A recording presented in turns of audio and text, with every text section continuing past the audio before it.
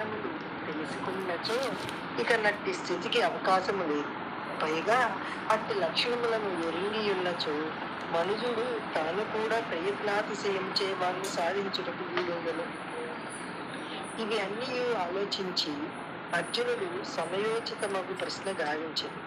ఇదివరలో గీత ప్రారంభం 2వ అధ్యాయంలో స్థిత ప్రజ్ఞసికా భాష అని ఈ ప్రకారము ఇట్టి ప్రశ్ననే అర్జునుడు కావించి ఉండుట ఈ సందర్భంలో గమనింపదగి ఉన్నది. ఈ స్థిత ప్రజ్ఞ లక్షణములు గాని, గుణాతీతన లక్షణములు గాని, అద్వేష్టృత్వాది భక్త లక్షణములు గాని, అమానిత్వాది జ్ఞాన గుణములు గాని, ఇక పరామీటర్ వంటివి. పరామీటర్ చే శీతోష్ణ స్థితులు ఎట్లు కొలవబడునో అట్లే మనుజుని ఆధ్యాత్మిక ఔన్నత్యము ఈ లక్షణములచే కొలవబడగలదు. ఈ లక్షణములను బట్టి చూచినచో మనుజుల్లో ఆధ్యాత్మిక శక్తి గల వారెవరో, వేషధారులు ఎవరో సులభంగా తేలిపోదు. శుష్క వేదాంతమును రూపుమాపుటకు పరమార్థ క్షేత్రమునందు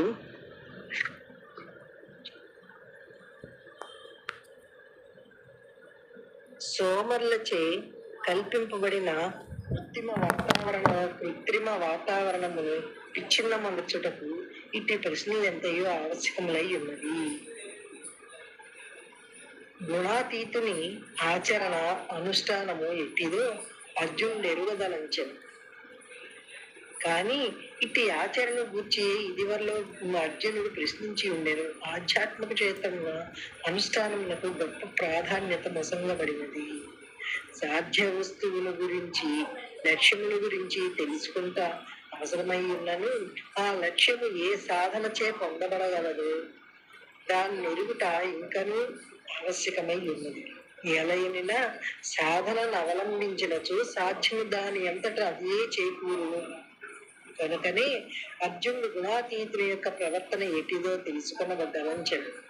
అర్జునుడి ఈ ప్రశ్న దానికి భగవాన్ రసంగబు సమాధానము పాఠకలోకములకు చాలా ముఖ్యములై ఉన్నది. గీతలో సాధన సంబంధమైన ప్రముఖ ఘట్టములలో ఇది ఒకటై ఉన్నది. కావున ముముక్షువులు ఈ గుణాతీతుల లక్షణములను బాగా మననము చేసి కార్యాన్విత మొనర్చుకొనవలయును. గుణాతీతుడు అంటే పరమాత్మ స్థితి ఉన్నటువంటి వాడు ఏ రకమైన అంతరంగం కలిగి ఉంటాడు, ఏ రకమైన ప్రవర్తన కలిగి ఉంటాడు అనేదాన్ని అర్జునుడు అడిగితే కృష్ణుడు చెప్తున్నాడు అనమాట. ఓ అర్జున, ఎవడు తనకు సంప్రాప్తములైన సత్వగుణ సంబంధము ప్రకాశమును సుఖమును గాని, రజోగుణ సంబంధము కార్యప్రవృత్తిని గాని, తమోగుణ సంబంధము మోహము తండ్రతలను గాని ద్వేషింపడు. అవి తొలగిపోయినచో వాణ్ణి ఆపేక్షింపడు. తపస్సుని వలె ఉన్నవాడై గుణముల చేత గుణకార్యములకు సుఖాదుల చేత చెలింపజేయడు. గుణములు ప్రవర్తించుతున్నవని మాత్రమే తెలుసుకొని ఉండును. ఏ పరిస్థితుల యందును చెలింపక నిశ్చలముగా ఉండును. మరియు ఎవడు సుఖ దుఃఖములందు సమభావము కలవాడును, ఆత్మయందు స్థిరముగా ఉన్నవాడును, మట్టిగడ్డ రాయి బంగారము దీని ఎందు సమబుద్ధి కలవాడును, ఇష్టానిష్టములందు సమభావము కలిగి ఉండేవాడును, ధైర్యవంతుడును, సమస్త కార్యములందును కర్తృత్వ బుద్ధిని వదలవాడును, లేక కామ్యకర్మలన్నిటినీ విడిచివాడును, లేక సమస్త కర్మలను త్యజించి నిరంతరము బ్రహ్మనిష్టయందు ఉండువాడును అయ్యుండును. అట్టి వాడు గుణాతీతుడని చెప్పబడును. అంటే వేదాంతం అనేటిది మాటలతో ఆగిపోకుండా ఆచరణ అనుభవ వేదాంతంగా ఉండాలి. ఆచరణగా ఉంటే గనక అనుభవంగా ఉండగలదు. అంటే వీడు తక్కువ స్థితిలో ఉన్నానే అనేటువంటి బాధ లేకుండా సాధన చేస్తూ ఉంటే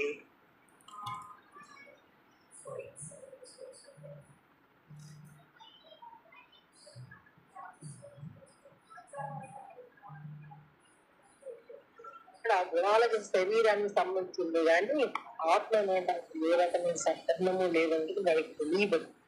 ఎందుకంటే నేను బ్రహ్మలోక జ్ఞానంలో నిరంతర స్థితిలో ఉన్నాడు. అంటే సమాధానంలో బాగా ఉంటుంది. ఇన్ని సుఖ దుఃఖాదులని సమదృష్టి కలిగి ఉంటాడు. ఏది వాడికి ఏది ప్రాప్తమో అది వచ్చినప్పుడు దాన్ని స్వీకరిస్తుంటాడు. నాటకంలో చూడండి, ఏ పాత్ర వచ్చినప్పుడు ఆ పాత్ర పోషిస్తుంది, దిగిపోతుంది. అలాగే ఇక్కడ ఈ శరీర గతానుగతానుభవంలో వీడికి వీడి యోగంలో ఏది రావాలంటే అది వస్తుంది, పోతుంది. అంటే ఎప్పుడు అది వస్తుంది, అది పోతుంది చూసేవాడుగా ఉండేది బ్రహ్మలాంటి జ్ఞానంలో స్థిరంగా ఉన్నప్పుడు. లేకపోతే గనక అలా అనిపించదు వాడికి. ఆ సుఖ దుఃఖాదులన్నీ నాకే కలుగుతున్నాయి అని చెప్పేసి చాలా అమితమైన దుఃఖాన్ని పొందుతాడు. అమితమైన దుఃఖాన్ని పొందేటప్పటికీ ఆ పరిస్థితుల యందే ఈర్ష్యాసు రాగద్వేషాదులు పనిచేస్తుంటాయి. అంటే గుణాలన్నీ ప్రవర్తిస్తుంటాయి, గుణాల్లోనే వాడు తిరుగుతూ ఉంటాడు. అంటే గుణాలని నమ్ముతుంటాడు, కనిపించేటువంటి ప్రపంచాన్ని నమ్ముతుంటాడు. ఇవన్నీ ఎందుకు నమ్ముతున్నాడు? నేను శరీరం అంటే నమ్మకంలో ఉన్నాడు కాబట్టి వీటన్నిటిని నమ్ముతున్నాడు. ఎప్పుడైతే నేను బ్రహ్మం అంటే జ్ఞానంగా వాడి మైండ్ ఉందో ఇవన్నీ సమదృష్టి కలిగి ఉంటాడు. సమదృష్టి కలిగి ఉన్నప్పుడు ఏది ప్రాప్తమో దాన్ని స్వీకరిస్తాడు. ఆ ప్రాప్తాన్ని కావాలని కోరుకోడు. ఇక్కడ ఆశ లేకుండా ఉంటాడు. అదే కదా మనము నిరంతరం మనం చెప్పుకునేటువంటి పాఠంలో ఏమిటి? ఆశ ఉంటే కనుక మళ్ళీ జన్మ ఉంది. కోరికే శరీరం రావడానికి, కొంప రావడానికి కారణము. ఇక్కడ ఉన్నటువంటివన్నీ కూడా క్షణికములైనటువంటివి. వీటి వల్ల ఏ రకమైన ఉపయోగం లేదు. ఈ క్షణికములైనటువంటి వాటిని ఆశించినట్లయితే మళ్ళీ పునరపి జననం పునరపి మరణం అని ఎప్పుడైతే గ్రహిస్తామో, మనము గ్రహించడమే కాదు, వాడు ఆలోచిస్తే వాడి బాగా తెలియబడాలి. అణువణువున కూడా ఇక్కడ కనిపించేటువంటి వస్తువుల యందు ఉన్నటువంటి అసత్యత్వ దృష్టి వాడికి బాగా అర్థం అవ్వాలి, ఇంకిపోవాలి. ఎప్పుడైతే ఇది అర్థమైందో ఇక్కడ పరమాత్మ తప్ప రెండోది లేదు, రెండోదిగా కనిపించేదంతా కూడా నిజం కాదు అని వాడికి దృఢత్వం రావాలి. ఈ దృఢత్వం రావాలంటే బ్రహ్మం వంటి జ్ఞానంలో వాడు దృఢపడాలి. ఆ జ్ఞానంలో ఎప్పుడైతే దృఢపడుతున్నాడో ఇవి ఆటోమేటిక్ ఇక్కడ ఉన్నటువంటివి ఏ మాత్రం ఉంటున్నాయి, ఎంతకాలం ఉంటున్నాయి, వీటి వల్ల ఏ రకమైన సుఖం పొందుతున్నామా, దుఃఖం పొందుతున్నామా, జన్మల పాలవుతున్నామా, మన జన్మ కారణం ఎవరు, మనల్ని మోసం చేసే వాళ్ళు ఎవరు, భగవత్ సంబంధం ఏంటి చేస్తున్నప్పటికీ మోసం చేసేటువంటి వాళ్ళు ఎవరు అని వీడికి తెలుసుకోగలుగుతాడు. ఆ మనసే మనల్ని మోసం చేస్తుంది, బయట ఎవ్వరూ మోసం చేయడం లేదు. ఆ మనసు మోసం చేస్తుంది కాబట్టి మనసును గనక నమ్మినట్లయితే మళ్ళీ జన్మల పాలవుతాము. ఆ మనసు ఏది చెప్పినా సరే వీడు నమ్మకూడదు. అంటే మనసు బలహీనపడాలి. మనసు బలహీనపడాలంటే వీడు మంత్రానుష్ఠానం బాగా చెయ్యాలి. నిరంతరం మంత్రం చేయగా కానీ ఆ మంత్రశక్తి వల్ల బ్రహ్మలాంటి దృఢత్వం వస్తుంది, వాడికి విచారణ వస్తుంది, దోషదర్శనం చేస్తాడు. ఇవన్నీ అయితేనే గాని సమదృష్టి కలుగుతుంది. అప్పుడు గాని బ్రహ్మనిష్ట యందు ఎప్పుడైతే ఉంటున్నాడో అప్పుడు గుణాతీతుడు, గుణాలకి అతీతంగా ఉన్నటువంటి చైతన్యాలంటే జ్ఞానంలో వాడికి ఎప్పుడు ఆ ఎరుకలోనే ఉంటాడు. అది తప్ప ఇంకొకటి లేదు. ఇక్కడ గుణాతీతం యొక్క లక్షణములు ఇచ్చట పేర్కొనబడినవి. ఈ లక్షణములను బట్టి మనుజుడు త్రిగుణములను దాటినది లేనిది తెలుసుకొనవచ్చును. గుణాతీతుడు తటస్థుడుగా నుండును. తనకే కారణము చేతనైన సత్వగుణ సంబంధమైన ప్రకాశము సుఖము గాని, రజోగుణ సంబంధమైన కార్యప్రవృత్తి గాని, తమోగుణ సంబంధమైన మోహము గాని ప్రాప్తించినచో వాని ఎడల ద్వేషము గాని, అవి తొలగినచో వాడిని కోరుట గాని లేకుండును. అవి ప్రాప్తిస్తే స్వీకరిస్తాడు, ప్రాప్తించకపోతే కోరుకోడు. అంటే అవి గుణాల వల్లనే కదా వచ్చేది. ఏ గుణ ప్రభావం వల్ల ఆ రకమైన ప్రవర్తన ఉంటుంది.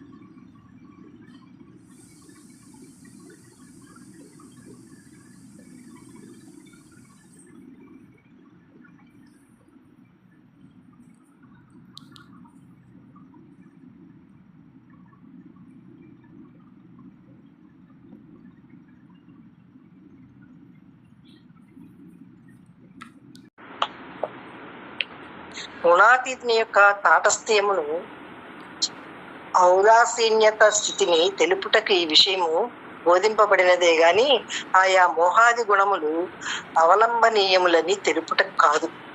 అది అవన్నీ కూడా అవి వచ్చినా సమస్థితిగానే ఉంటాడు, రాకపోయినా స్థితిలో ఏ మార్పు ఉండదు అనమాట. అలా ఉంటాడని చెప్పడానికే గాని అలా అని వాటిని కోరుకో. మరియు ఇచ్చట మోహం అనగా అజ్ఞానం అనే అర్థము కాదు. ఎలయన్నా గుణాతీతునకు అజ్ఞానం ఎప్పుడో తొలగిపోయి ఉండును.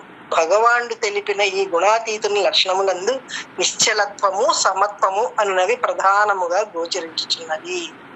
అది ఆత్మస్థితి నందు నిశ్చలత్వము, ఇక్కడ జరిగేటువంటి సుఖ దుఃఖాదులందు సమత్వము.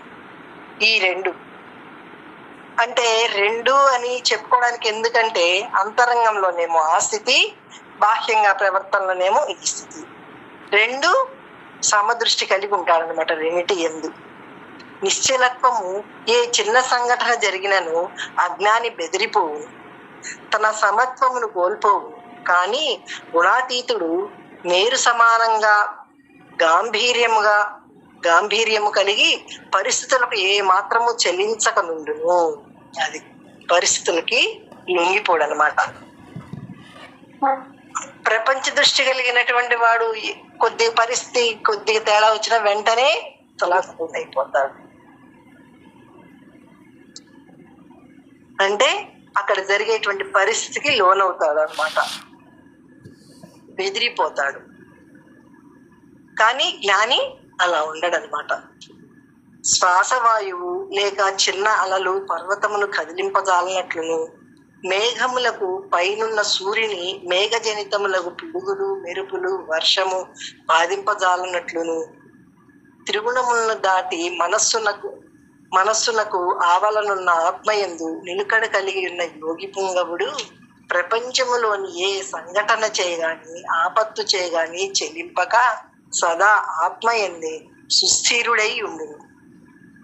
ఆ వికట పరిస్థితులన్నీ మనస్సునకు చెందినవి, గుణములకు సంబంధించినవి, ఉపాధికి చేరినవి. నేను గుణముల కంటే వేరుగా ఉన్నాను, మనస్సునకు అతీతుడనై ఉన్నాను అని తలంచి అతడు మహాధైర్యయుతుడై మెలగును. గుణాతీతుని యొక్క గుర్తులు ఇదియే. అది ఇక్కడ ఉండేటువంటి పరిస్థితులకు కానీ గుణాల యొక్క లక్షణాలకు కానీ వీటన్నిటికీ కూడా అతీతంగా ఉన్నటువంటి అంతరంగం స్థిరంగా ఉన్నప్పుడు, ఆత్మయందు స్థితి కలిగి ఉన్నప్పుడు వేటికి కూడా లోను కాడు. గుణాతీతుణ్ణి అంటే ఈ శరీరం నేను కాదు, బ్రహ్మలంటే జ్ఞానంగా ఆ సమాధానుభవంగా సమస్థితిగా ఉంటుంది వాడి అంతరంగం. అలా ఉన్నప్పుడే గాని వాడికి ప్రశాంతత. లేకపోతే ఈ వ్యవహారాలకి, పనులకి, పరిస్థితులకి అది మార్పు చెందుతుంది అనుకోండి, ఇవన్నీ నాకే కలుగుతున్నాయి, నాకే వస్తున్నాయి అనేటువంటి భ్రమలో ఉన్నప్పుడు దుఃఖానికి గురవుతాడు. ఇప్పుడు ఆ గుణాతీత స్థితిగా ఉన్నప్పుడు దుఃఖము లేదు, సుఖము లేదు, సుఖ దుఃఖాదులకి సమస్థితిగా ఉన్నాడు అనమాట. దేనికి లొంగనటువంటి పరిస్థితి అంతరంగం ఉంటుంది. సమత్వము మానవమానములందును, నిందాస్తులందును, సుఖ దుఃఖములందును, ఇష్టానిష్టములందును, శత్రుమిత్రాదులందు, శిలాకాంచనములందు గుణాతీతుడు మహనీయుడు సమబుద్ధి కలిగి ఉండును. అది పొగిడిన, దూషించిన, అవమానించిన అటువంటివేమీ కూడా సుఖ దుఃఖాలు, ఇవన్నీ ఇష్టానిష్టం, ఇవన్నీ ద్వంద్వాతీత స్థితిగా వాడి అంతరంగం ఉంటుంది అనమాట. శత్రుమిత్రుల యందు అంటే శిలాకాంచనములందు అంటే రాతి యందు, మట్టి యందు, బంగారములందు ఒకే స్థితి కలిగి ఉంటాడనమాట. అంటే ఇది బంగారం కదా, చాలా విలువైనటువంటిది అనేటువంటి దృష్టి ఉండదు. ఇది మట్టి కదా, ఇది చాలా తక్కువది అనేటువంటి స్థితి ఉండదు అనమాట. ఆ అంతరంగం దేనికి కూడా కుంగదు, పొంగదు. ఆ గుణాతీతుడుగా ఉన్నటువంటి అంతరంగము అలా ఉంటుంది. నిరంతరం మోక్ష స్వరూపం జ్ఞానంగా ఉంటుంది. గుణాతీతుడైన సుఖమునీంద్రుడు జనకుని ఆస్థానమునకు ఎగినప్పుడు అతని పరీక్షార్థము జనకునిచే కలుగజేయబడిన సుఖదుఖాదులందు అతడెంతటి సమత్వమును చూపెనో ఈ సందర్భమున జ్ఞాపకమునకు తెచ్చుకొనవలెను. అట్టి మహనీయులు నిరంతరము ఆత్మస్థితి ఎందే ధ్యేయాకారమందే స్వవస్తువునందే నిలుకడి కలిగి ఉందరు. స్వవస్తువు అదే తన స్వరూపం, తన వస్తువు తానదే అనమాట. స్వవస్తువు అంటే అది నాదేండి అన్నట్లుగా ఆత్మస్థితే తన స్వరూపం. ఆ స్థితి నందు ఉన్నటువంటి వాడికి ఇక్కడ శరీరానికి ఎటువంటివి వచ్చినప్పటికీ మార్పు చెందడనమాట. ఆ మార్పు చెంది విషయాలకి లోను కాడు. ఎందుకని? బ్రహ్మనేటువంటి జ్ఞానంగా స్థితుడై ఉన్నాడు. ఈ క్షణికమైనటువంటి వాటికి, వచ్చిపోయేటువంటి వాటికి, పరిస్థితులకి, వేటికి స్పందించనటువంటి అంతరంగం కలిగి ఉంటాడు. అలా కలిగి ఉన్నప్పుడు గాని వాడికి హాయి. వీటన్నిటికీ కలిగి ఉన్న వీటికి లోనయ్యాడనుకోండి, సుఖ దుఃఖాదులకు లోనయ్యాడనుకోండి, పరిస్థితులకు అతలాకుతలమయ్యాడనుకోండి, ఇంకా వాడికి ఎప్పుడు దుఃఖమే. ఏ మాటన్నా దుఃఖమే. పరిస్థితులు ఎప్పుడు మార్పు చెందుతూనే ఉంటాయి. ఎటువంటి పరిస్థితి వచ్చినా దుఃఖమే. పొగిడినా ఆనందిస్తాడు, దూషిస్తే కుంగిపోతాడు, ఈ నిందాస్తులకు లోనైపోతాడు. ఇవన్నీ ఉన్నప్పుడు వాడు హాయిగా ఎక్కడ ఉండగలడు? అంతరంగం ప్రశాంతంగా ఎక్కడ ఉంటుంది? అందుకని గుణాతీత స్థితిలో ఉన్నటువంటి వాడు, అంటే శరీరాన్ని అనుకుంటే వీటన్నిటికీ లోనవుతాడండి. నేను శరీరాన్ని కాదు, బ్రహ్మనంటే జ్ఞానంగా ఉన్నప్పుడు మాత్రమే వాడి అంతరంగం అలా స్థితమైపోతే, అంటే కాసేపు ఉండి కాసేపు లేకపోవడం కాదు, నిరంతరం ఆ స్థిరత్వ బుద్ధి, స్థితప్రజ్ఞుడు అని చెప్పేసి మనకి 2వ అధ్యాయంలో అడిగాడు చూడండి. ఆ ప్రజ్ఞ స్థిరంగా ఉన్నటువంటి వాడు అంటే గుణాతీతుడు, అంటే జ్ఞానంలో ఉన్నటువంటి వాడు వేటికి కూడా స్పందించడు, వీటికి లోను కాడనమాట. సుఖ మహర్షిని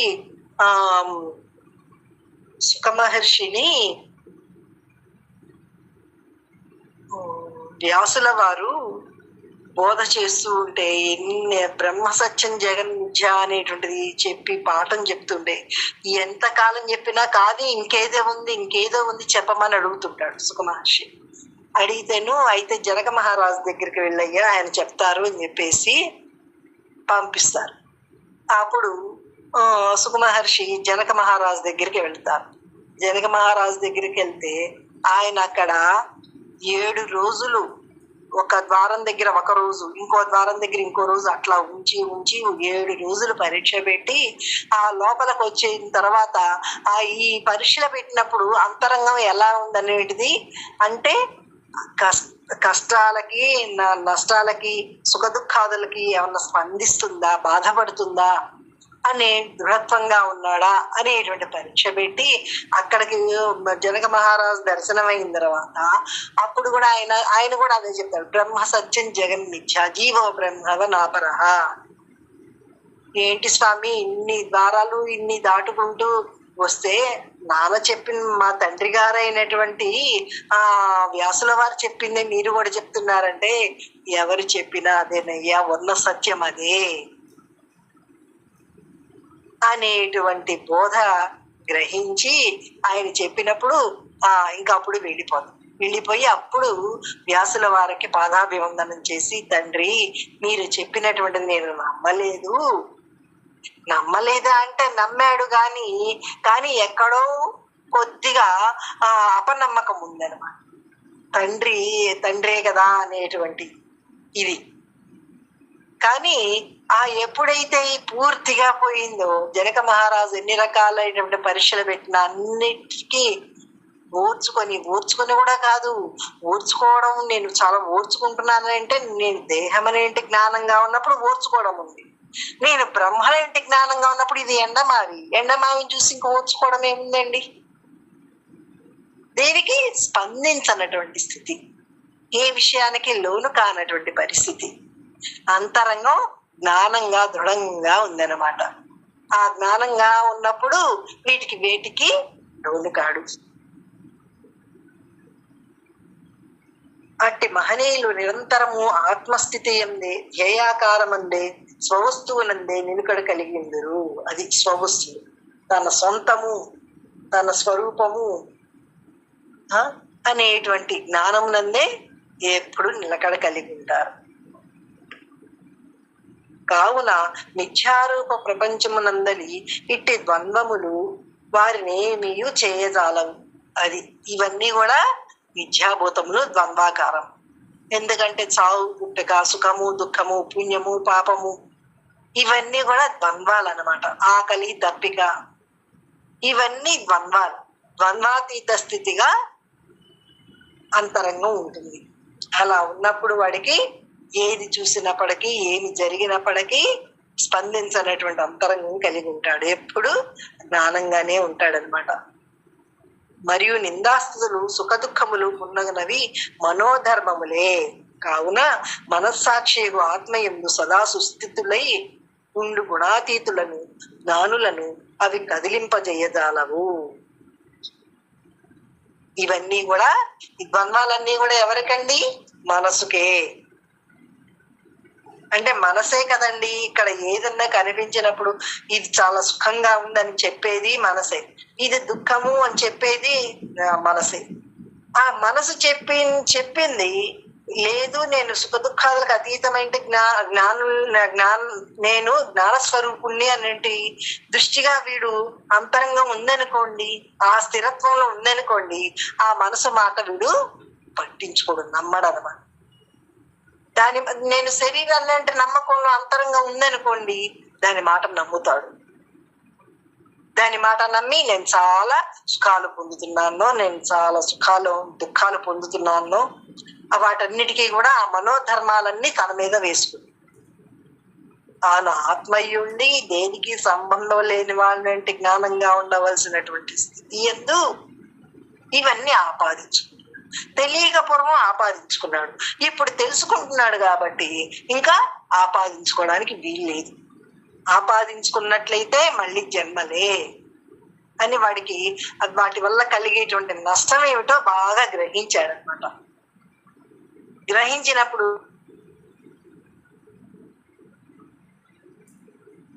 లోనుకాడు ఇవన్నీ కూడా శరీర ధర్మములు, మనోధర్మములే గాని గుణాతీతుడైనటువంటి పరమాత్మకి ఏ సంబంధము లేదు, ఆ భగవంతుడికి ఏ సంబంధము లేదు. నేను ఆ భగవస్వరూపాన్ని కాబట్టి నాకు వీటితోటి ఏ సంబంధము లేదని ఏ మాత్రం కదలిక లేకుండా ఉంటాడు.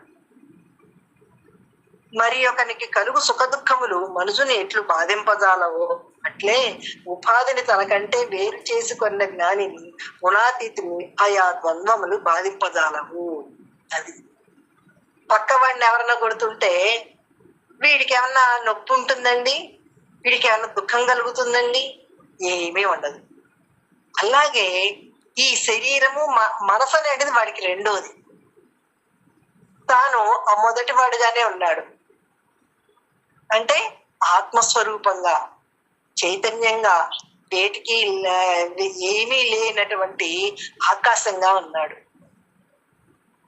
ఆకాశంగా ఉన్నటువంటి వాడికి ఇవన్నీ కూడా కల్పితం కాబట్టి ఇంక వాటికి వేటికి బాధపడదు, ఆనందించడు.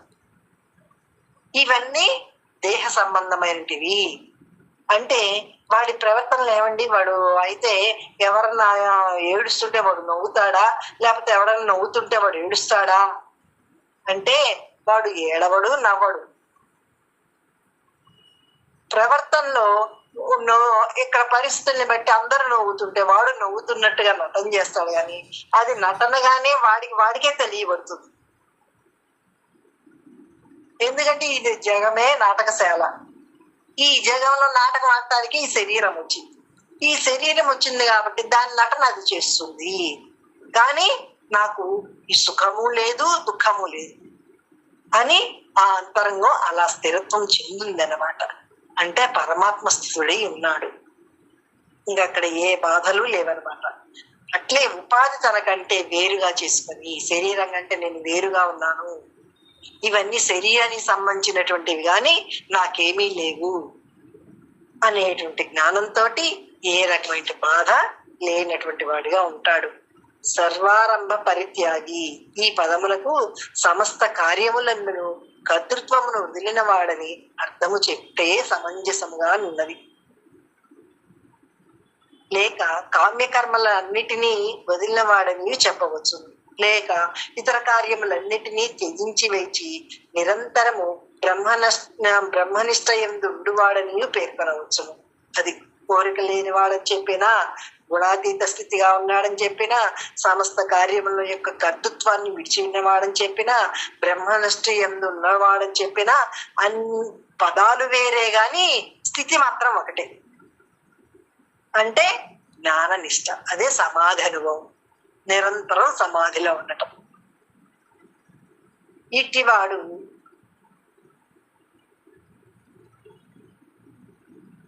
అనగా శబ్ద ప్రయోగము చే గావింపబడుట వలన ఎవరైనను సరియే ఆ స్థితిని పడయవచ్చుననియు, అట్లు ప్రయత్నపూర్వకముగా ఆయా సద్గుణములను పడయువాడే గుణాతీతుడగును గాని తక్కిన వారు కారనియు స్పష్టమవుతున్నది.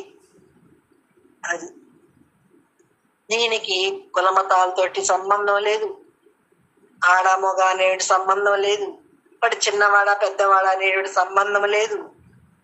ఎవరైనా సరే ప్రయత్నపూర్వకముగా ఈ సద్గుణాల్ని అలవరుచుకోవాలి. ఈ శరీరం కంటే తాను వేరుగా ఉన్నానేటువంటి బ్రహ్మనిష్టలో ఉంటూ సమాధిలో నిరంతరం ఊరుతూ ఈ కనిపించేటువంటి పరిస్థితులకి, వచ్చేటువంటి పరిస్థితులకి, కనిపించేటువంటి రూపనామాలకి వేటికి కూడా స్పందించినటువంటి అంతరంగం కలిగి ఉన్నటువంటి వాడు ఎవరైనా సరే ఆ అనుభవాన్ని పొందగలరు.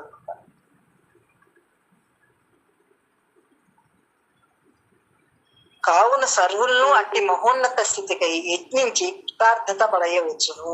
అది ఎవరైనా ప్రయత్నం చేస్తే ప్రాప్తం ఉంటుంది. ప్రయత్నం చేయకుండా ఆ అనుభవం కలుగుతుందా? కలగదు. ఎలా కలుగుతుందండి? బాహ్యంగా ఏమన్నా పనులు ఆహారము ఆకలిస్తుంది, అన్నం తినాలండి అంటే అన్నం తినడానికి ముందుగా ఆహారం తయారవ్వాలంటే ఎంత ప్రయత్నం చేస్తే గాని కాదు. మరి ఇది జ్ఞానము, అది తింటే కాసేపటికి కరిగిపోయేటువంటిది. కానీ ఇది నిరంతరం ఉండేటువంటి సత్యము. ఆ సత్యమునందు ఎంత ఏకాగ్రత కలిగి ఉండాలి, ఎంత ప్రయత్నం ఉండాలి. అందుకే తీవ్ర ప్రయత్నము అని చెప్పేసి మనం చెప్పుకునేది. మామూలు ప్రయత్నం దీనికి చాలదు, తీవ్ర ప్రయత్నం ఉండాలి. అంటే నిరంతరము అనుక్షణము బ్రహ్మల వంటి నిష్టలోనే ఉండాలి. ఆ మనసుకు ఏమి అందించకుండా, విషయాన్ని అందించనివ్వకుండా, వాడికి వాడు ఎవడికి వాడు ప్రయత్నంగా ఈ చేసినట్లయితే ఆ ప్రయత్నం వల్ల వాడికి అనుభవం కలుగుతుంది. ఎవడు తనకు ప్రాప్తించిన సత్వగుణ సంబంధము ప్రకాశము సుఖమును గాని, రజోగుణ సంబంధము కార్యప్రవృత్తిని గాని, తమోగుణ సంబంధము మోహమును నిద్ర తందత్తను గాని దేశింపడు. అవి తొలగిపోయినచో వాణ్ణి ఆపేక్షించడు. తటస్థుని వలె ఆయా గుణకార్యములచే ఏ మాత్రము చెలింపడు. గుణములు ప్రవర్తించుచున్నవని మాత్రం తెలుసుకుని ఉండును. ఏ పరిస్థితులందును చెలింపడు. మరియు ఎవడు ఆత్మీయందే స్థిరముగా నుండును. మట్టి గడ్డ, రాయి, బంగారములందు సమదృష్టి కలిగి ఉండును.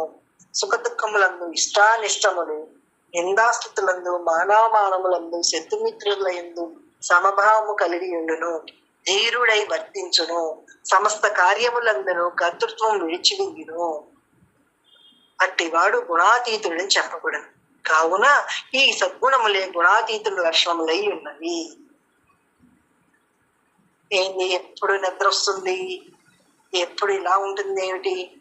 నిద్ర వస్తుందా గ్రహించుకో. గ్రహించి దేని వల్ల ఎక్కువ ఆ తమోగుణ ప్రభావం వల్ల నిద్రకి వెళ్తున్నావా, లేకపోతే సమాధానుభవాన్ని నిద్రగా అనుకుంటున్నావా అనేది వాడికి వాడే తెలుసుకోవాలి, వాడే సరి చేసుకోవాలి, వాడే గ్రహించుకోవాలి. నిద్రకి సమాధానుభవానికి ఏమిటండి తేడా? నిద్ర అయితే తెలియబడదు, సమాధానుభవం అయితే ఎరుకగా. ఆ అనుభవంగా ఉన్నానా లేదా అనేది ఎవరికి వాడు చూసుకోవాల్సిందే. ఈ రజోగుణ సంబంధం ఏంటివి, సత్వగుణ సంబంధం ఏంటి, ఇవే వస్తున్నాయి ఏమిటి, అవి రావట్లేమిటి, ఏమీ లేదు. నువ్వు నిరంతరం ప్రయత్నం చేయడమే నీ పని. నిరంతరం ప్రయత్నం చేయగా చేయగా చేయగా చేయగా పదే పదే చేయాలి, మాటి మాటికి చేయాలి, అనుక్షణము చేయాలి. తీవ్ర ప్రయత్నం చేస్తే గాని ఆత్మస్థితిలో దృఢత్వం రాదు వాడికి. ఉన్న సత్యం ఉన్నట్లుగా అనుభవంగా వాడికి తెలియబడదు.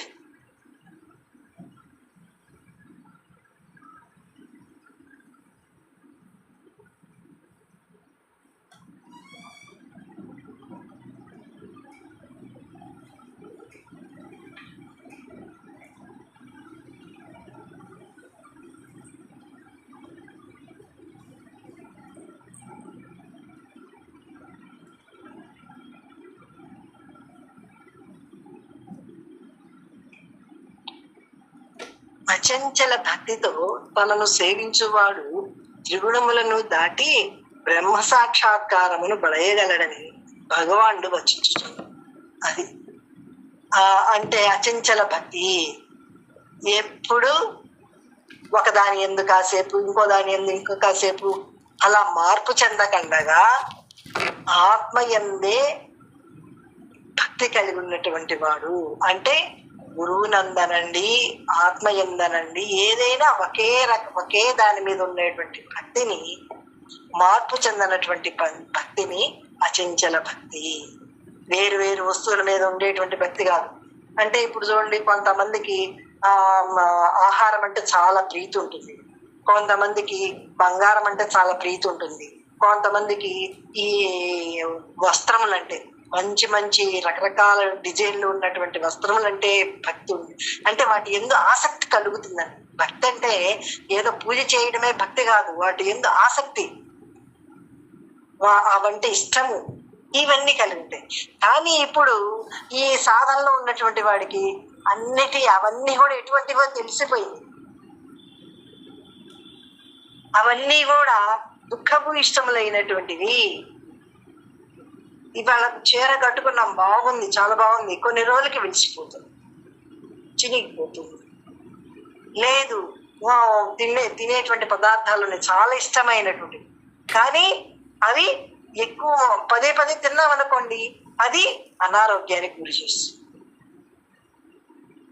ఇక్కడ ఏవి చూసినప్పటికీ దుఃఖాన్ని కలిగించి, సుఖంగా ఉన్నట్టుగా ఉండి దుఃఖానికే దారి తీస్తున్నాయి అన్నమాట. కానీ ఇప్పుడు ఆత్మస్థితిని యందు వీడికి కష్టంగా ఉన్నప్పటికీ ఆ కష్టమునందు ఇష్టం పెంచుకొని అచంచలమైన భక్తి పెట్టుకున్నట్లయితే ఆ భక్తిగా వాడు ఎప్పుడు నిరంతరం మంత్రానుష్ఠానం చేస్తూ, విచారణ చేస్తూ, నిత్య నిరంతరం శోధించుకుంటూ వాడిలో వాడే ఇక్కడ ఉండేటువంటి వాటికి ఎందుకు సమదృష్టి కలిగి ఎప్పుడైతే తన అంతరంగా నిలుచుకుంటున్నాడో ఈ అచంచలమైనటువంటి భక్తి వలన ఆ పరమాత్మని, ఆ భగవంతుణ్ణి ఇవ్వగలుగుతాం, భగవంతుల్లో కలిసిపోతాం, భగవతత్వంతో నిరంతరం ముడి వేసుకునే ఉంటాం. అనుక్షణం ఆ భగవంతుని యొక్క ధ్యాసే, ఆ ధ్యాస తప్ప ఇంకొకటి లేకుండా ఉండాలన్నమాట.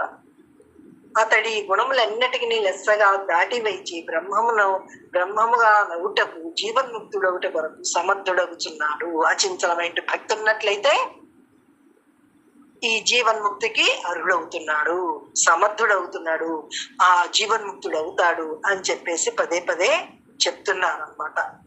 త్రిగుణముల కవ్వల పరమాత్మ గలడు, త్రిగుణమును దాటినచో భగవత్ప్రాప్తి సిద్ధించును. అది అందుకే గుణాతీతాయ నమః, త్రిగుణాతీతాయ నమః, త్రిగుణ రహితాయ నమః అని చెప్పేసి మనం చదువుకుని ఉంటాం కదా. పరమాత్మ ఎటువంటి వాడు? గుణాలకు అతీతమైన వాడు. ఆయనకి ఏ గుణాలు లేవు, సత్వగుణము లేదు, రజోగుణము లేదు, తమో గుణము లేదు. ఈ మూడిని దాటినటువంటి శుద్ధ సత్వగుణం, అది కూడా మనం చెప్పుకోవడమే. అక్కడ ఏ గుణము అనేటిది లేదు. అక్కడ సర్వ సమర్థత, సర్వ సమానత్వం. ఆకాశం ఎలా సర్వవ్యాప్తమై ఉందో, ఇప్పుడు చూడండి, ఆకాశము మనం చూస్తూ ఉన్నాం అనుకోండి, మేఘాలు కదులుతున్నాయి కానీ ఆకాశం ఏమీ కదలట్లేదు, అది ఎప్పుడు అట్లాగే ఉంది. అలాగే ఈ మనసులో ఉండేటువంటి ఈ ఆలోచనలు కదులుతున్న ఈ మనసుకే గాని ఇవన్నీ కూడా ఆత్మకి ఏమీ సంబంధం లేదు. అది ఎప్పుడు ఏకంగా ఎప్పుడు అలాగే ఉంది, ఏ కదలిక లేదు, ఎప్పుడు జ్ఞానంగానే. అంటే ఈ మేఘాల మీద దృష్టి ఉన్నప్పుడు ఆకాశం దృష్టి లేదు, ఆకాశం మీద దృష్టి ఉన్నప్పుడు కదిలే మేఘాలే గాని ఆకాశం కదలట్లేదు, నేను ఆకాశము అని ఎప్పుడైతే నేను బ్రహ్మాండ జ్ఞానంగా మైండ్ ఉంటుందో అప్పుడు ఏ కదలిక లేదు. వీటికి లోను కాడు. లోనైనట్టుగా కనిపిస్తున్నాడు అంటే ఆ దోషం ఏమిటో చూసుకొని ఆ పొరపాటు ఎక్కడ పడుతున్నాడో వాడే గ్రహించుకొని వాడు సరి చేసుకోవాలి. అలా సరి చేసుకుంటే గాని ఆ విచారణతోటి సరి చేసుకుంటుంటే గాని ఆ స్థిరత్వం అనేటిది రాదు వాడికి. వాడు సరి చేసుకోలేదనుకోండి, అప్పుడు ఎప్పుడు వాడికి ఆ మనసు చెప్పేటువంటిది నమ్ముతున్నాడు అనుకోండి, ఆ మనసు చెప్పేటువంటిది నమ్మినప్పుడు ఇంకా పరమాత్మ స్థితిలో ఎక్కడ స్థిరత్వం వస్తుంది వాడికి? కాసేపు ఆత్మను అనుకుంటాడు, కాసేపు మనసు చెప్పేది నమ్ముతున్నాడు, అంటే కాసేపు శరీరాన్ని అనుకుంటున్నాడు. రెండు పడవల మీద ప్రయాణం ఎప్పుడు సాగించండి, అది హాయినిప్పదు. అందుకే ఎప్పుడు ఆ ఏకాగ్రతగా మన మైండ్ ఉంటుందా లేదనేది మనల్ని మనం నిరంతరం చూసుకోవాలన్నమాట. త్రిగుణముల కవ్వల పరమాత్మ గలడు, త్రిగుణములను దాటినచో భగవత్ ప్రాప్తి సిద్ధించు. కానీ వాన్ని దాటుటెట్లు? ఎంతయో విచారణ, మనోనిగ్రహము, సంయమము దానికి అవసరం. దానికి ఎంతో విచారణ చెయ్యాలి. ఏదో కాసేపు కూర్చొని విచారణ చేసామండి, లేకపోతే పరిస్థితి ఏదో బాగాలేనప్పుడు ఆ పరిస్థితి గురించి విచారణ చేసామండి అంటే కాదు. పరిస్థితి బాగోనప్పుడు చేయడం కాదు, ఎప్పుడూ చేస్తూ ఉంటే బాగుగా నిలుగులేనటువంటి అందరం కలిగి ఉంటాడు, అప్పుడు సమస్థితి కలిగి ఉంటాడు అనమాట. ఈ విచారణ చేసేటప్పుడు చాలా చెప్తుంది, ఎన్నో చూపిస్తుంది, లోను కాకుండా ఉండాలి. దానికే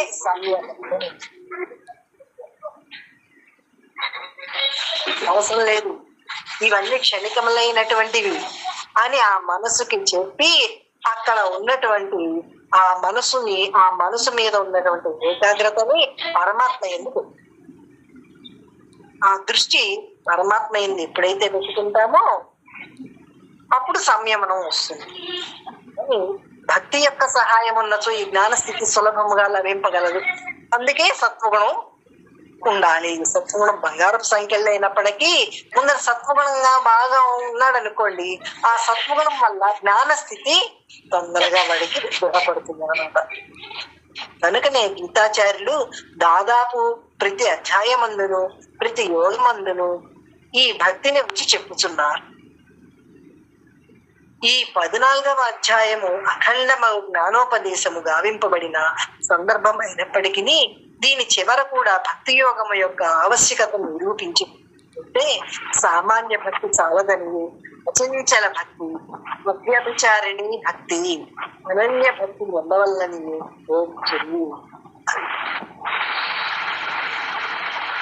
జ్ఞానాత్మంగా ఉన్నప్పుడు వ్యభిచారత్వము అంటారు. అలాగే మనసు విషయాల యందు తిరుగుతూ ఉన్నప్పుడు ఆ విషయం నందు ఈ విషయం నందు అలా తిరుగుతుంది అనుకోండి, అది వ్యభిచారత్వం. లేదు, ఒకే దాని యందు మనసు స్థితమై ఉందనుకోండి, అది అవిచారత్వము. అంటే అనన్య భక్తిగా ఉండాలి అంతరంగం. రెండో దాని ముందు ఆత్మనందు తప్పించి రెండో దాని ముందు భక్తు పోకుండా ఉండే విధంగా మనకి మనం చూసుకోవాలి. అలా చూసుకోగా కానీ కొంచెం భక్తి దృఢపడుతుంది. అనగా దృశ్య విషయములందు విభజింపబడని ఏకాంత భక్తి అవసరమని భావము.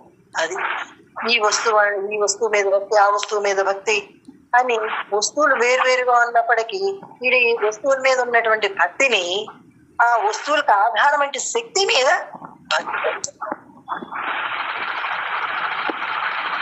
అప్పుడు రూపనామాలతో సంబంధం లేదు, అన్నిటి యందు భక్తి కలిగి. అదే ప్రేమతత్వం అని నిన్న మనం చెప్పుకున్నాం. ఆ ప్రేమతత్వం సర్వజీవుల యందు ప్రేమతత్వం, సర్వ ప్రాణుల యందు ప్రేమతత్వం. ఇంకా వాడికి శత్రువు లేడు, మిత్రువు లేడు, ఏమీ లేదు. ఎవరిని చూసినా, ఎక్కడ ఉన్నా, ఎటువంటి పరిస్థితులు వచ్చినా ఆ స్థితి మాత్రం అది జ్ఞాని యొక్క స్థితి. ఎందుకంటే ఇవన్నీ కూడా శరీరానికి సంబంధించినటువంటివి, మనసు సంబంధించినటువంటి, ప్రపంచానికి సంబంధించినటువంటి. తాను వీటన్నిటికీ అతీతంగా ఉన్నటువంటి చైతన్యం. భక్తి మార్గము సర్వులకు చాలా సులభమైనది ఎగుటచే అట్టి ఉత్తమ భక్తిని ప్రతివారును సంపాదించి తద్వారా భగవత్ కృపను, తద్వారా బ్రహ్మజ్ఞాన వ్యాప్తిని, దానిచే బ్రహ్మానుభూతిని బడయుటకు అనుకూలముగా ఉంది. ఆ విషయమే ఇక్కడ తెలుపబడినది. అది ఆ అనన్య భక్తి ఎప్పుడైతే అలవర్చుకుంటున్నామో ఆ ఉత్తమ భక్తి వల్ల భగవత్ కృప, ఆ భగవంతుని మన యందు కృప కలుగుతుంది. ఎప్పుడైతే భగవంతుని కృప అంటే గురు కృప, భగవంతుని కృప అన్నా గురు కృప అన్నా సరే ఇక్కడ ఒకటే అన్నమాట. ఎప్పుడైతే ఆ గురు కృప మన మీద ఉందో అప్పుడు బ్రహ్మజ్ఞాన వ్యాప్తి అంటే సర్వకాల సర్వావస్థ ఎందు బ్రహ్మనంటి జ్ఞానంగా ఉంటుందన్నమాట. అంత అది వ్యాప్తి చెంది ఉంటుంది. సర్వకాల సర్వావస్థల ఎందు వ్యాప్తి చెంది ఉంటుంది. దానివల్ల బ్రహ్మానుభూతి. అట్లా ఎప్పుడైతే సర్వము నిరంతరము ఆ బ్రహ్మానుష్ఠానంలో ఉన్నామో అప్పుడు బ్రహ్మానుభూతి పొందుతాడు. అది మోక్షము. బ్రహ్మత్వమును ఎవడు పొందగలడో, మోక్ష సిద్ధి ఏ ప్రకారం చేకూరగలదో ఈ శ్లోకం నుండి చక్కగా నిరూపింపబడినది.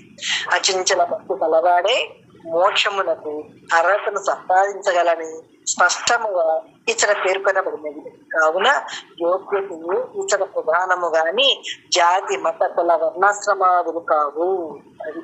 అది గృహస్థుడా, వీడు సన్యాస, లేకపోతే వీడు ఆనప్రస్తుడా, ఏమి సంబంధం లేదు. ఎవడు ఈ రకమైన సాధన చేస్తుంటాడో, ప్రయత్నం చేస్తుంటాడో, అనన్య భక్తి కలిగి ఉంటాడో, గుణాల అతీతమైన స్థితిలో వాడు ఉంటాడో, నిరంతరం ఈ జ్ఞానానుష్ఠానం వల్ల ఉంటాడో అప్పుడు వాడికి మోక్షం పొందుతాడు. అంతేగాని దీనికి జాతితోటి, కులంతోటి, మతంతో ఏ రకమైన సంబంధము లేదు అని పదే పదే పదే పదే. ఎందుకంటే ఆ మనసు వీళ్ళు ఏదో ఒక రకంగా తక్కువ వాడిని అనే విధంగా భావింపజేసి నాకెక్కడొస్తుందండి మోక్షము, అది ఏ అడవుల్లో తిరిగి వాళ్ళకో లేకపోతే వేరే వాళ్ళకి ఎవరికి వస్తుంది కానీ మనకి ఎక్కడ కుదురుతుందండి అని ఆ మనసు వీడిని కించిత్ చూడడానికి కాస్త ప్రవర్తిస్తుంది. దాని మాట నమ్ముతున్నాం కాబట్టి. దాని మాట నమ్మకుండా ఉన్నామనుకోండి, ఏంటి నువ్వు చూపిస్తున్నావు, నువ్వు పరమాత్మను గురువు చెప్పారు, నేను శరీరాన్ని కాదు, శరీరాన్ని అనుకున్నప్పుడు నువ్వు చెప్పిందంతా నిజమే, కానీ శరీరాన్ని కాదు బ్రహ్మను, సర్వకాల సర్వావస్థలో ఉన్నటువంటి చైతన్యాన్ని, వీటితో దేనితో సంబంధం లేనటువంటి వాడిని. అంతేకాకుండా అనుభవం కూడా కలిగింది, సమాధి అనుభవం కలిగి నా స్వరూపం అంటే అది ఇదేది కాదు, అది వాడిలో వాడు అజ్వావర్జునా చేసుకుని శోధించుకొని వాడు తెలుసుకుని వాడు స్థిరత్వం పొందాలంట. అతీత్యాన్ని చెప్పగా సమతీత్యా అని చెప్పుటచే నిర్మల భక్తి కలవాడు త్రిగుణములను లెస్సగా దాటగలడని తెలియచున్నది. ఈ గుణం ఎట్లు దాటబడును అను అర్జున్ని ప్రశ్నకి శ్లోకములు సమాధానమై ఉన్నది. అచంచల భక్తి చేతనే జ్ఞాన ప్రాప్తిని బడసి తద్వారా 3 గుణములను దాటి మనుగులు బ్రహ్మైక్యమును బలయగలుగుచున్నాడని ఈ చోట వచింపరు.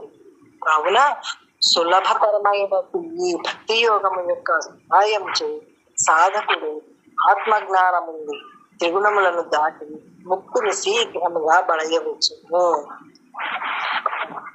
ప్రతిదాన్ని కూడా ఆ భక్తితో ముడి తీసుకుంటాం. అంటే భగవత్ సంబంధంతో భగవంతుడితో ప్రతి ఆలోచన మనసులో కలిగేటువంటి చేసేటువంటి ప్రతి పనులు అన్ని కూడా భగవత్ సంబంధమైనదిగా భగవంతునితో ఎప్పుడైతే ముడివేసుకుని ఉంటామో ఆ మనసుకు విషయాన్ని అందనివ్వకుండా ఎప్పుడైతే నిరంతరం మంత్రానుష్ఠానం చేస్తుంటామో అప్పుడు వీడికి గుణాతీత స్థితినంటే గుణాలకు అతీతమైన వాడిని అంటే జ్ఞానంగా అనుభవంగా ఉండదు.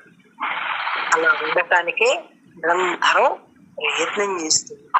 ఎప్పుడైతే ప్రయత్నం చేస్తుంటాడో నిరంతరం వాడు ఆ స్థితిని అనుభవంగా పొందగలడు. అది ఏ ఒక్కరు సొత్తు కాదు, ఎవరికో మాత్రమే వచ్చేది కాదు. ఎవరు సాధన చేస్తే వాళ్ళకి సాధ్యమయ్యే విధంగానే ఉందన్నమాట. ఎవరన్నా మాట్లాడన్నా నాకు కాసేపు.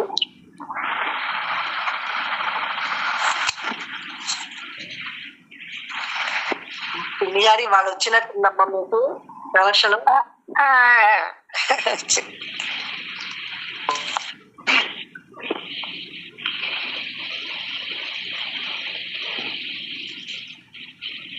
మాట్లాడండి అమ్మ కాసేపు. ఏం మాట్లాడతావు? నువ్వు చెప్పాల్సినంతా చెబుతూ ఉంటే మేము ఆచరించడం లేదు మా డ్యూటీ, కానీ చెప్పడం డ్యూటీ కాదుగా.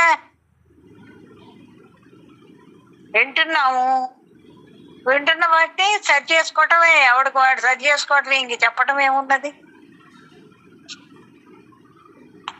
ఉందంటావా?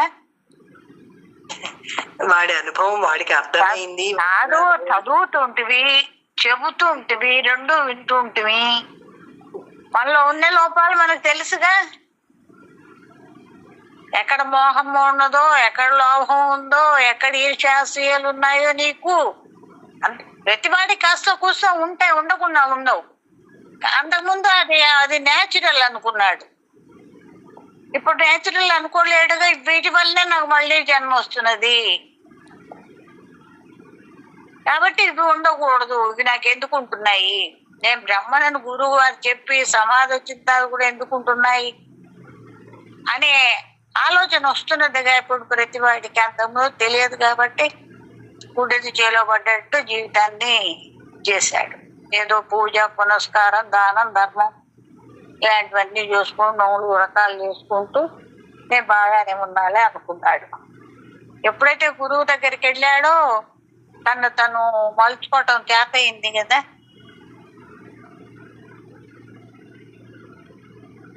అంటే అట్లా నీకు ఎప్పుడైతే నీకు తక్కువైపోయినానేమో అని అనిపించినప్పుడు ఎక్కడ తక్కువైనావో చూసుకోవడం, ఎవడు వాడు దాన్ని సరి చేసుకోవటం నీ చేతిలోనే ఉంది. సరి చేసుకోవటం నీ మనసు నీ చేతిలోనే ఉంది. తమ్ముడు తెలియదు కాబట్టి మనకి మన దోబే మంచి దోవ అనుకున్న వాళ్ళు ఉన్నారు. పుస్తకాలు చదువుతున్నాం, గ్రంథాలు చదువుతున్నాం, వింటున్నాం, దానికి సాధనలు చేసుకుంటున్నాం.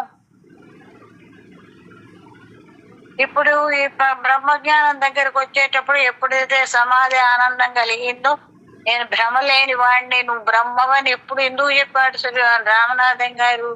ముందరే నీకు భ్రమలు, ఏమేం భ్రమలు ఉన్నాయో అనేక రకాల భ్రమలతోటి నువ్వు అల్లాడిపోతూ ఎప్పుడు నిశ్చితంగా హాయిగా ప్రయాణం చేయలేకపోయినావు.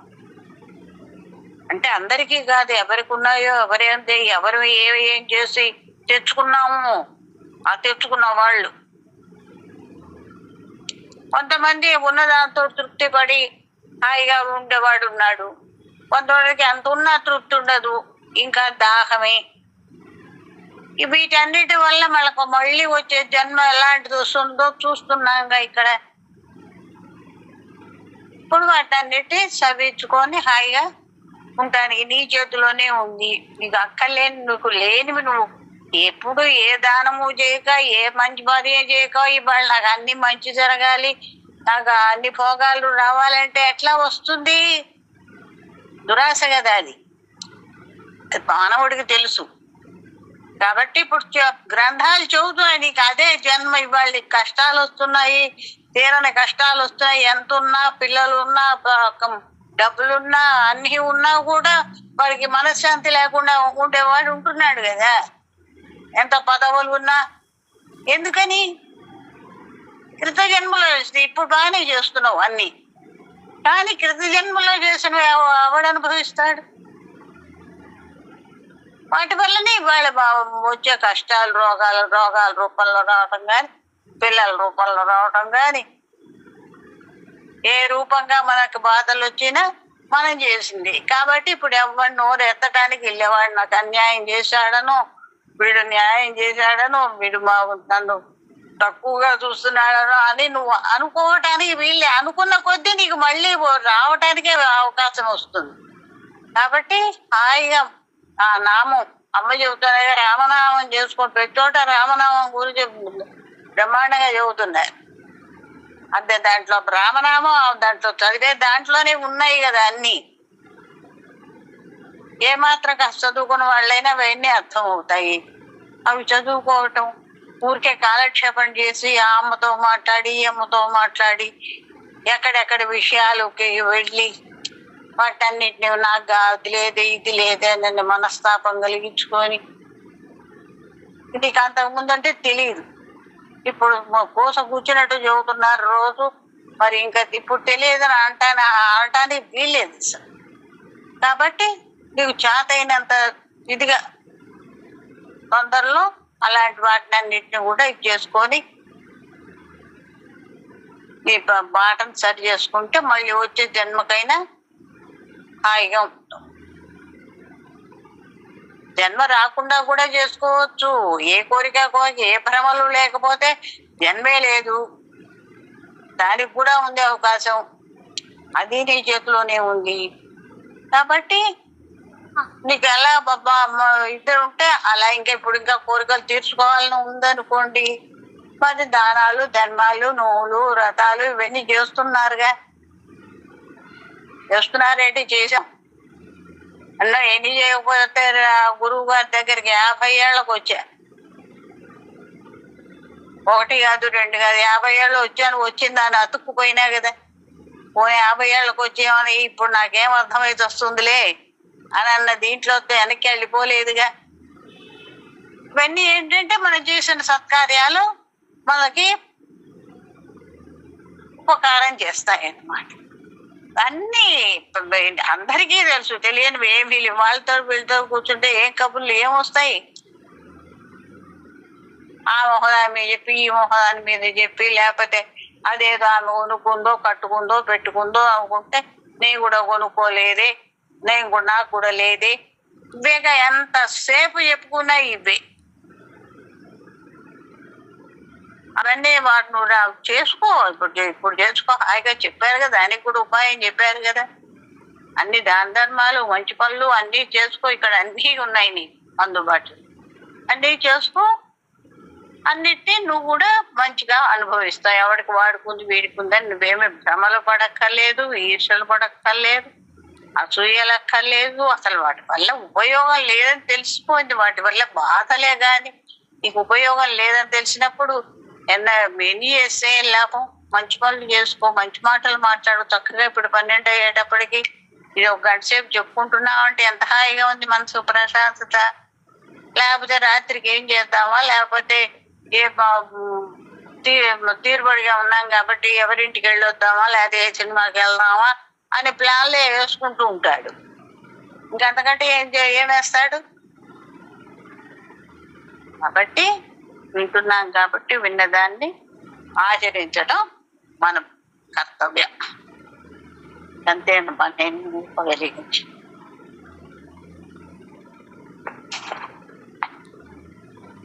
ఇంకెవరైనా మాట్లాడుతుంటా? పద్మావతక్క ఎలా ఉన్నారమ్మా?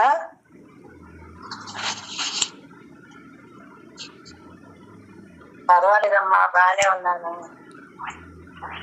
హలో, తిరుగుతున్నావా? వాకర పట్టుకొని నడుస్తున్నా ఇంట్లో. పర్వాలేదు, అప్పటికంటే కొంచెం పర్వాలా.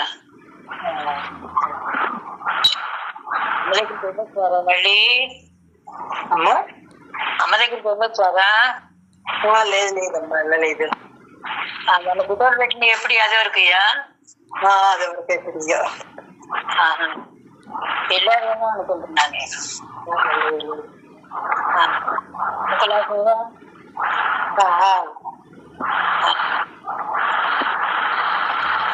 అదేమ్మా.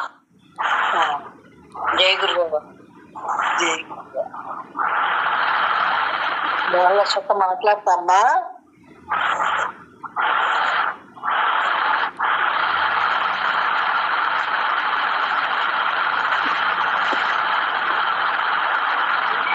అలా పిలిచారా?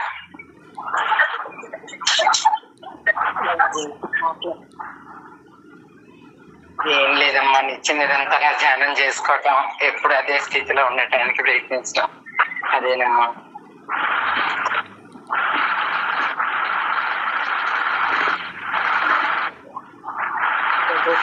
స్వస్తి చెప్పండి నాన్న. అయితే లోకాన్ సమస్త సుఖినో భవంతు, లోకాన్ సమస్త సుఖినో భవంతు, లోకాన్ సమస్త సుఖినో భవంతు. ఓం శాంతి శాంతి శాంతి. జై గురుదేవ్. అందరికీ నమస్కారం అమ్మా. జై గురుదేవ. అందరికి నమస్కారం. గురుదేవ్ నమస్కారం.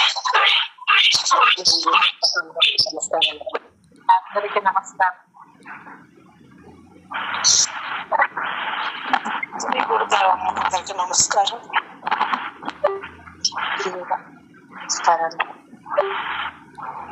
జై గురుదేవ. అందరికి నమస్కారాలు.